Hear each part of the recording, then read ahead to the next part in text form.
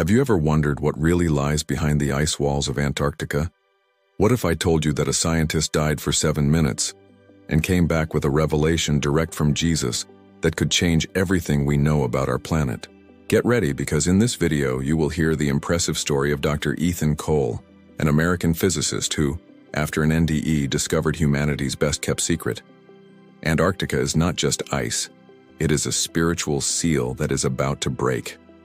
If this mystery intrigues you as much as it did us, leave a like, subscribe to the channel, and turn on notifications so you don't miss any new stories like this one. And comment below which city you are watching from. We really want to know how far this truth is reaching. My name is Ethan Cole. I have a PhD in geospatial physics, specializing in subterranean magnetic fields. I have always been a skeptic. I have always been the type of person who demanded data, formulas, and precise measurements. I did not believe in miracles, nor in God, until the day I died, literally. My heart stopped for 7 minutes, and in those 7 minutes, something happened. Something that took me away from everything I understood as reality and placed me in front of the greatest truth this world hides: what lies beneath Antarctica. It was a cold morning in Anchorage, Alaska. I'd left early to go for a run before a conference with the University of Fairbanks team. I'd been feeling strange since the night before, a tightness in my chest that wasn't pain but felt like a warning. I ignored it. My brain told me it was just stress. As usual, I rationalized it away. I took my usual walk along the frozen trail near Lake Hood. But this morning, it was unnaturally quiet. No sound, no wind, no birds. Everything.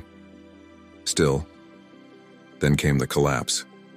There was no pain, there was no falling. It was as if I had been torn from matter. Suddenly I was outside my body. I saw my body lying in the snow, still, lifeless.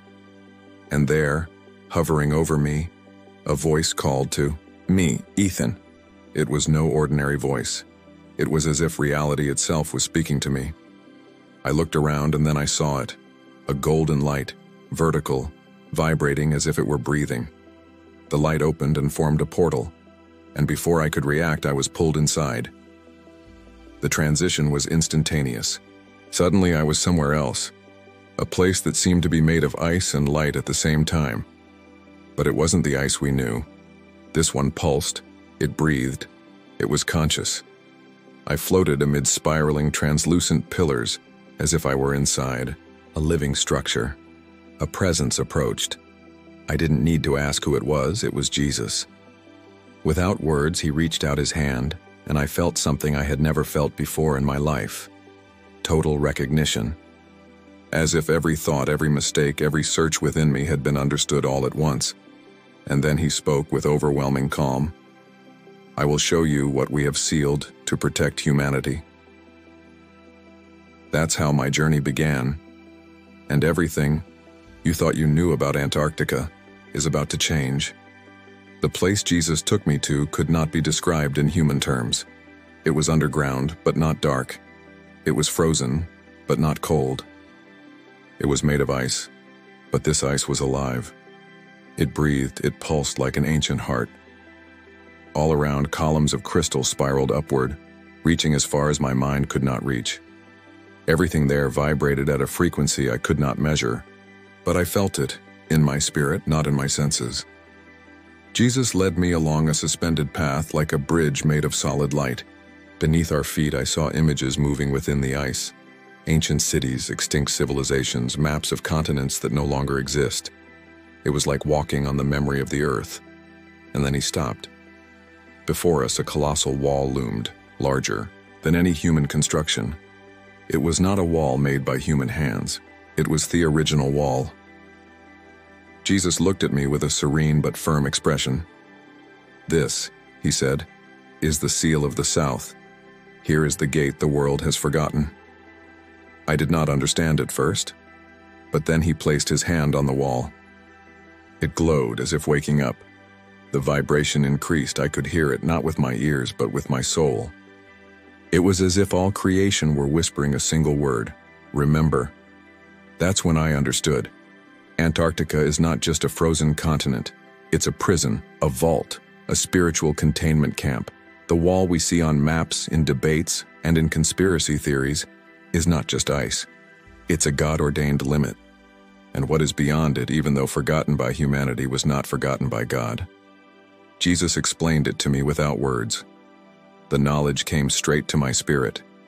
This seal was created before time was linear, before Eden, before man.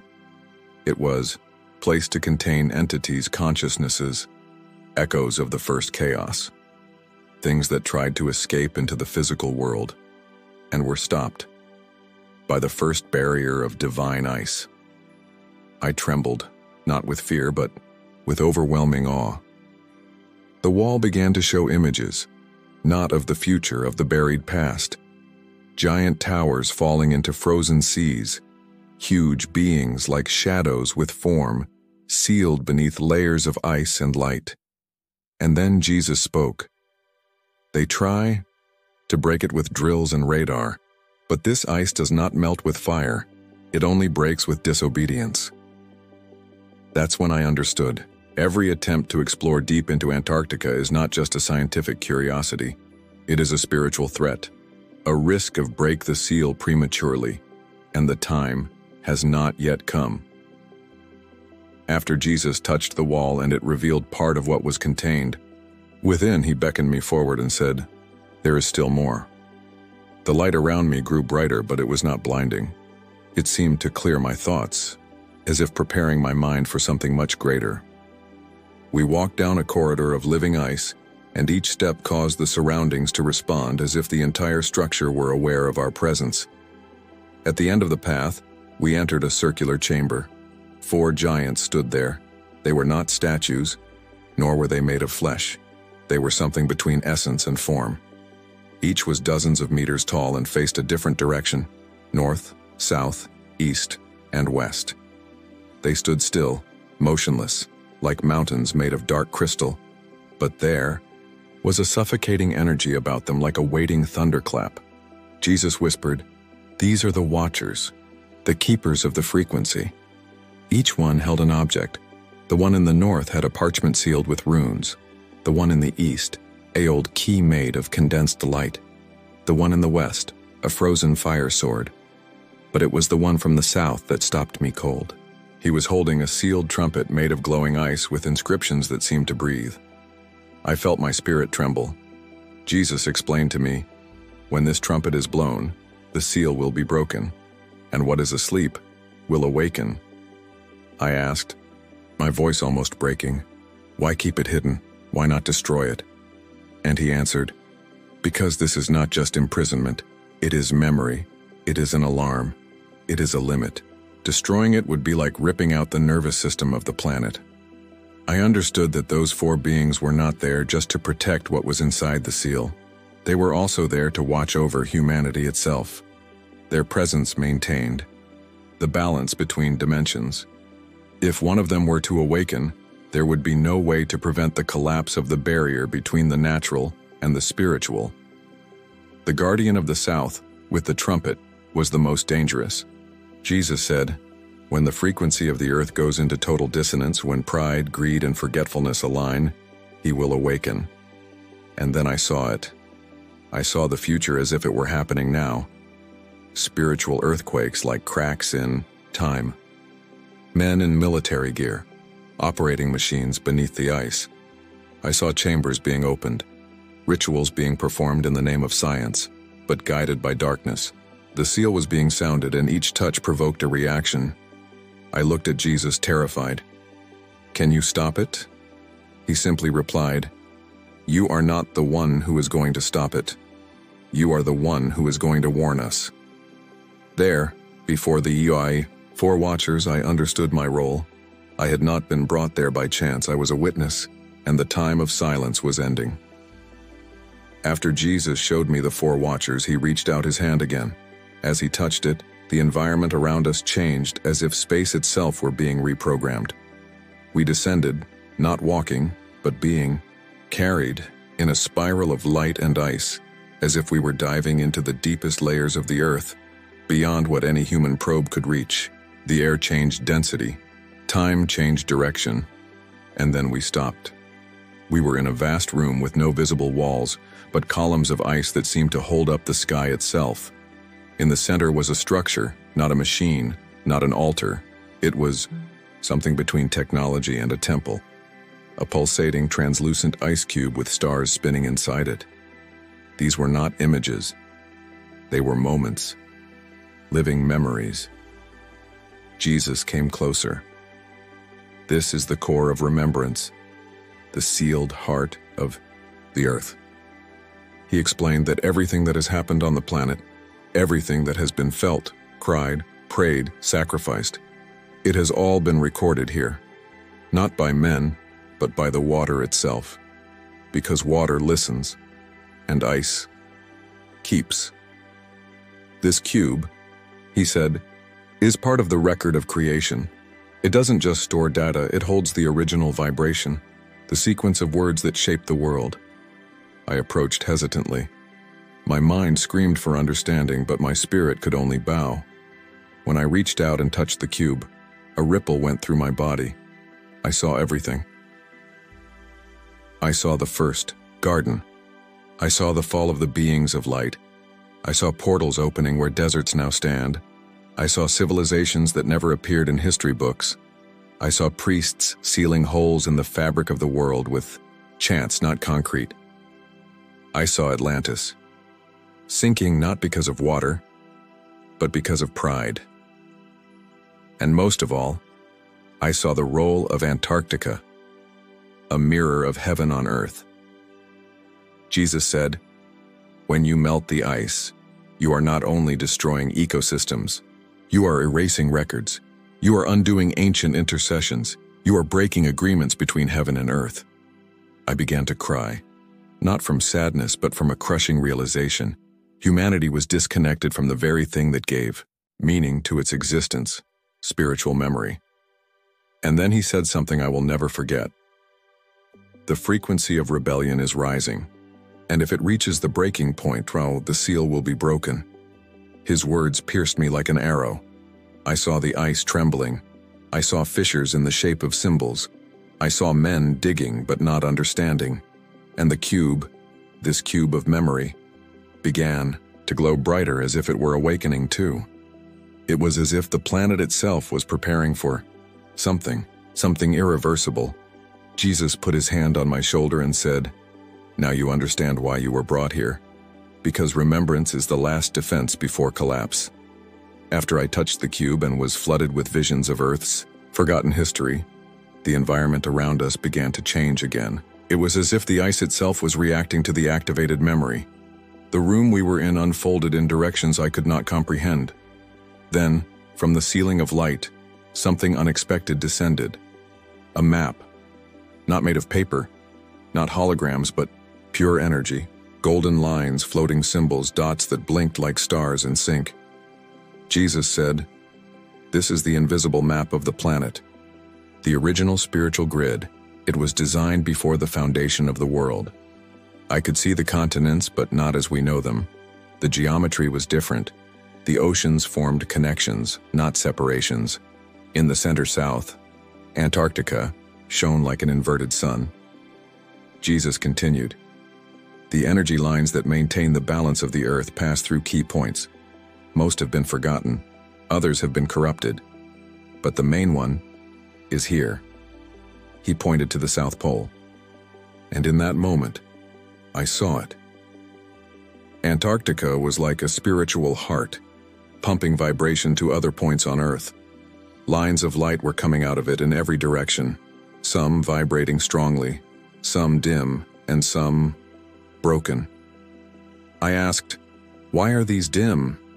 Jesus answered, "Because worship has ceased, remembrance has been broken, and where gratitude dies, connection is gone." I remained silent. An inexplicable pain took hold of me, because I understood that the modern world, in its rush to control, had disconnected its own roots. We had cut the thread with the divine, and now we live disconnected from the original frequency. And then Jesus showed me a lower layer of the map, There were dark spots, areas where the seal was weaker, where the spiritual ice was beginning to crack. I saw images of scientists drilling into the Antarctic soil. I saw research vessels guided by agendas that were not scientific, but spiritual, in disguise. I saw entire countries hiding data, creating treaties to keep the eyes of the world away from what was really happening in the South. They think they're finding out, Jesus said, but they're provoking.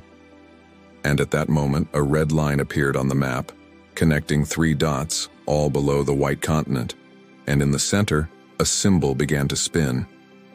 An ancient seal. It wasn't human, it was celestial.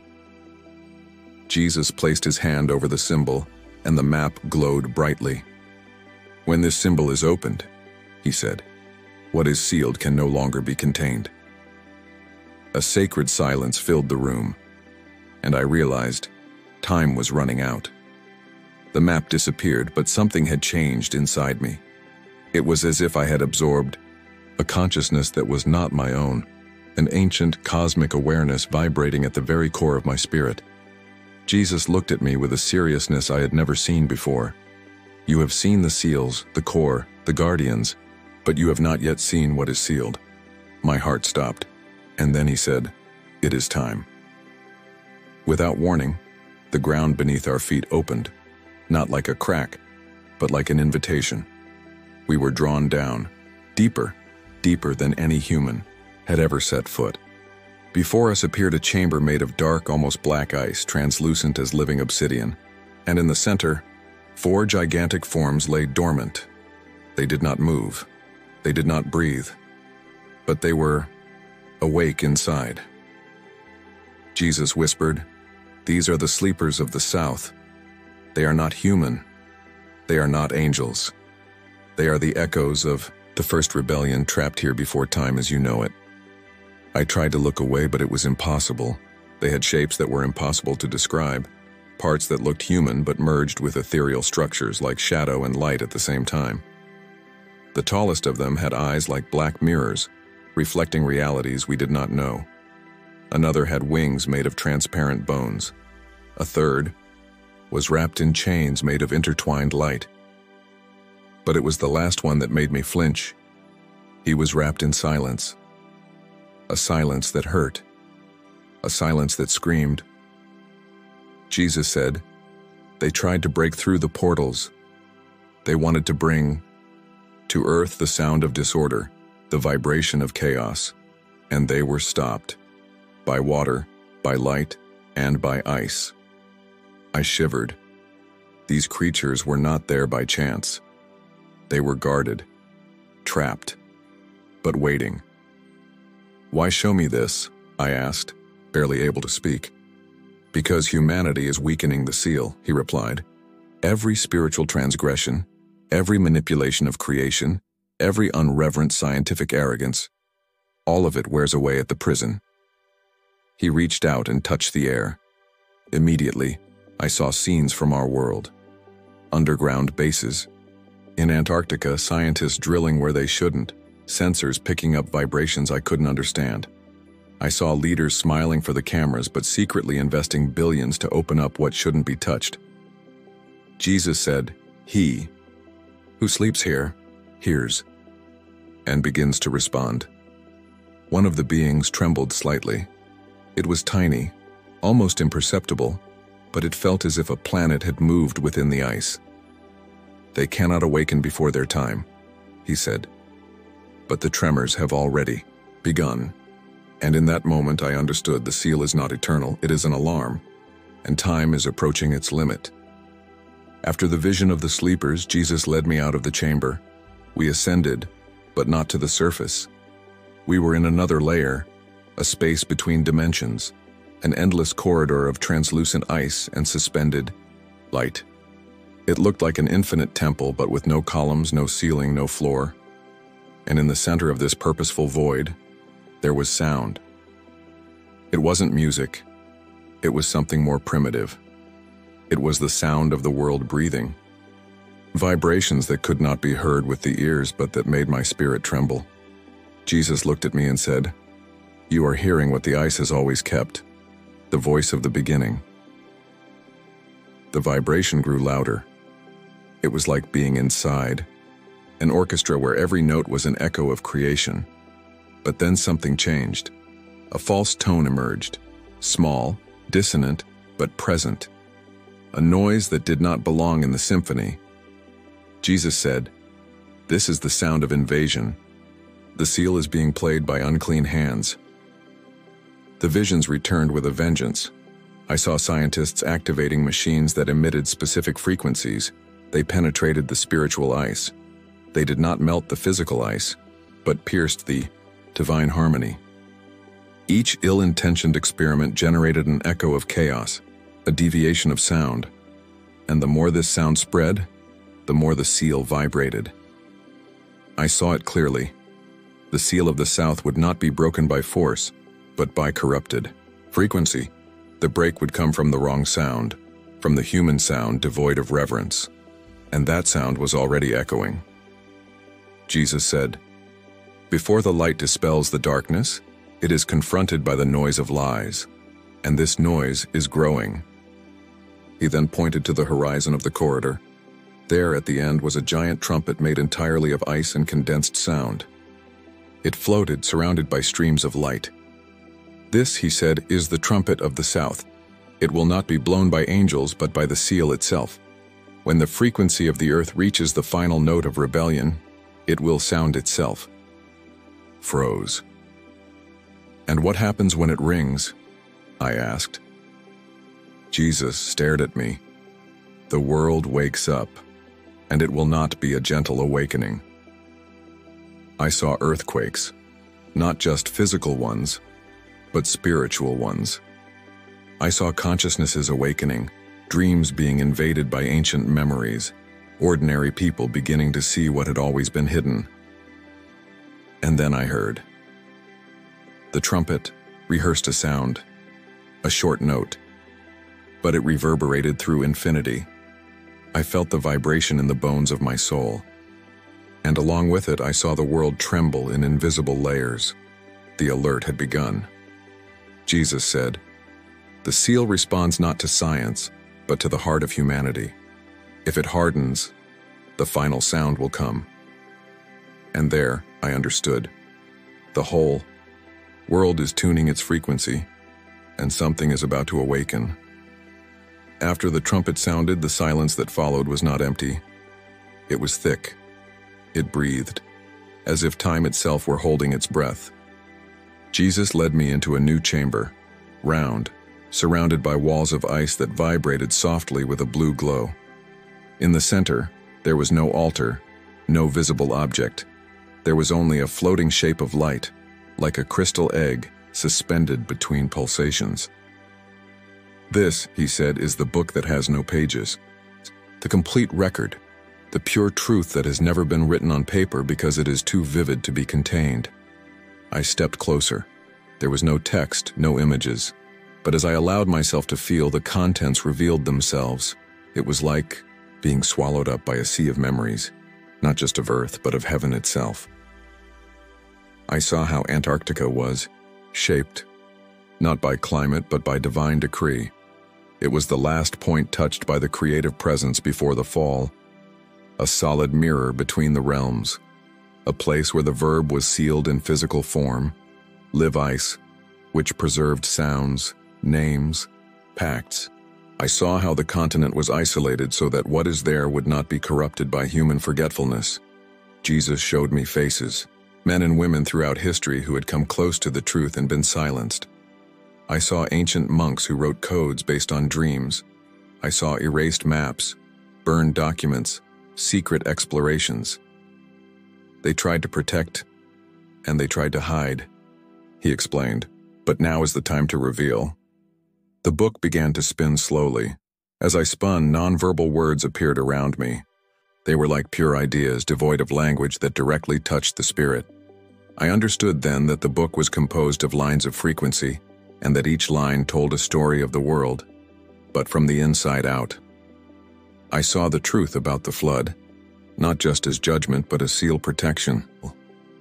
I saw the Tower of Babel, not just an attempt to climb it, but pierce the vibration of the roof of the world. I have seen civilizations that used sound and intention to manipulate the fabric of the world, and were erased, not by catastrophe, but by mercy. Jesus then said, "This book will never be printed because it lives in the hearts of the awakened. Those who access it are not writers, they are witnesses." And then he looked into my eyes and said, "You have read it. You are now part of it." A light came out of the book and entered my chest. It didn't burn. It illuminated. And at that moment I understood. I was not chosen by merit, but by hunger. Hunger for the truth. And this hunger is what makes a man dangerous to the system he hides. Jesus concluded, "The next page has already begun, and the world is still asleep." The light that entered me did not disappear. It remained lit, pulsing, as if my own spirit now breathed on a different frequency. Jesus said nothing for a few moments. He simply walked, and as with the rest of the experience, the environment responded to his movement. The ice floor began to reconfigure itself, opening up a staircase made of symbols. Each step was like a frozen musical note, alive, vibrating with ancient meanings. We went down. At the bottom, we found a circular room made of absolutely transparent ice. It was like being inside an ethereal diamond. All around were slowly rotating geometric shapes, circles within squares, triangles within spirals. And in the center, an immense wall of crystalline ice. But this one was different. It didn't reflect what was around it, it reflected what was inside me. Jesus explained, "This is the membrane of revelation. Here each person sees what he needs to see. Not what he wants, not what he fears, but what is already engraved within him." He touched the surface and immediately the wall glowed. And there, before me, began to project the history of humanity. A real, the untold, the one that survived only in the margins of burned manuscripts and in the visions of men considered mad. I saw Antarctica before the ice, a place of pure energy, a bridge between realms. I saw the beings that lived there, some were light, some were shadows allowed. I saw how the vibration of the earth changed with the fall, and the place had to be sealed, not for punishment, but for protection. I also saw the plan behind ignorance, how spiritual forces subtly diverted humanity's attention, creating systems of belief, science, and culture that would never allow truth to be reached, not by force, but by noise. I saw schools deprogramming intuition. I saw religions killing contemplation. I saw governments burying true maps under tons of treaties and agreements. And in the center of it all, the ice. Always him, the final barrier, the field of remembrance, the mother code. Jesus then looked at me and said, "You understand now why this is not about geopolitics or climate or science. It is about authority. Whoever controls memory, controls reality." And that's when I realized that everything was connected. The awakening of the sleepers, the sound of the trumpet, the living book, the hidden map. It was all converging into a single moment of breakthrough. The wall intensified, and a sentence appeared on it which was not read, one it was felt. "When the earth completely forgets, the seal will break from within." I remained silent. It was not a prophecy, it was a diagnosis. And the time of amnesia was almost complete. The room began to shake slightly, not like an earthquake, but as if the ice itself were exhaling an ancient, ancient sigh. Jesus looked up and I followed his gaze. Above us, the ceiling of the room began to split, not into shards but into folds of light. And then we were carried upward, beyond the temple, beyond the ice, out of the earth. From up there, floating with him, I saw the planet as I had never imagined. Not a ball of rock, spinning in the void, but a living organism, breathing light and sound. And at the South Pole, Antarctica shone, not like ice, but like a pulsating cosmic seal. A spiritual heart guarded with millennial care. Lines of energy ran from it to all continents like divine arteries. Jesus said, this is where it all began, and where it will all be released. I saw the 7 seals upon the earth, one at each strategic point, but the one in the south was the oldest, the strongest, and the most unstable. With a gesture, he showed me visions of the near future, people awakening en masse, strange but real dreams, spiritual callings, children speaking things they had never learned. The seal was calling the rememberers, the guardians of memory, those who could still align themselves with the original sound. And then I saw myself. I saw myself back in my body, weak, pale, but alive, speaking to people, testifying, not as a preacher, not as a prophet, but as a survivor of truth. And I saw eyes opening, hearts burning, others calling me crazy, but it didn't matter, because the seal didn't demand acceptance. It demanded echo, alignment, frequency. Jesus placed 2 fingers on my forehead. When you wake up, he said, you will not be alone. Many are already listening. You are one of thousands who are being activated. A spiritual thunder echoed in the distance, not of fear, but of arrival, of announcement. And he added, you did not come to convince, you came to remind, and those who remember will recognize the call. The light around us began to contract. The temple, the map, the guardians, the sleepers, everything fell back into place, as if time were returning to order. Before I said goodbye, I asked, what if the seal breaks too soon? Jesus looked at me, eyes like eternal oceans, and replied, then the world will see what it is not ready to bear. But even then, the plan will go forward, because not even disorder can nullify the truth. And with that, I was thrown back. The pain in my body was confirmation. I was alive, but something had been left behind, or rather, something had come with me. Now I carry the sound, the memory, the call, and I'm here to say, Antarctica is a seal, and it's shaking. If you like this beautiful spiritual testimony, leave a like, comment your impressions, subscribe to the channel, and don't forget to activate the notification bell to watch each new video and help us spread this message to a greater number of people. Until next time.